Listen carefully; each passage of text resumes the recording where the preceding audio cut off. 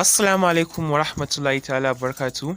Barkanmu da sake kasancewa da mu a cikin wannan shirin taurarin Arewa. A yau za mu ji tsakanin Nura INUWA da kuma Nazir sarkin waka. Wane ne wanda ya fi iya koɗa mutum ko kuma iya waƙe mutum a cikin waƙarsa? Don haka ku biyo mu. Mu fara sauraron waƙar Nura INUWA yanzu.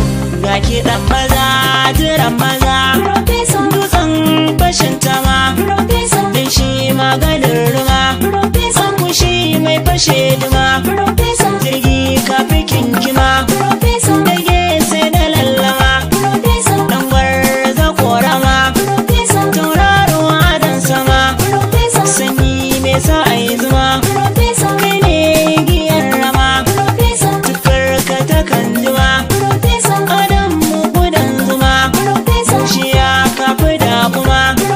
Sarki ka fito muma, gona ta alkama, jigo na al'umma, baya diddige kuma, zaki maka handama, kusa da guduma, saka da tsoron takadama, gama, gogarma. To yanzu mun saurari waƙar Nura INUWA. Da haka ku biyo mu yanzu mu saurari waƙar Naziru sarkin waƙa. Bayan mun saurara mutane mai alƙalanci tsakaninmu, mu ga wanda ya fi burge ka sai ka comment da sunan shi a ƙasan wannan bidiyon. Kada ku manta ku yi comment sannan kuma ku yi like ku share. Da haka mu je mu saurara mu gani.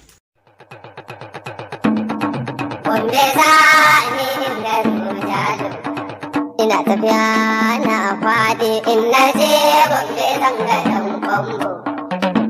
Dan Gombe an san shi sarkin zangon duk kusa maza aiki. Ibrahim Fulatanci gashi dai sannu mai ruwan kirki. Jalo na ɗan kwambo.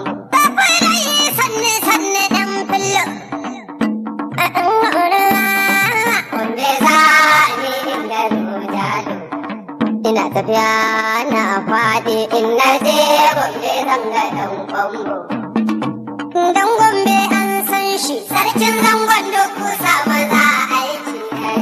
Ibrahim Fulatanci gashi dai sannu mai ruwan kirki.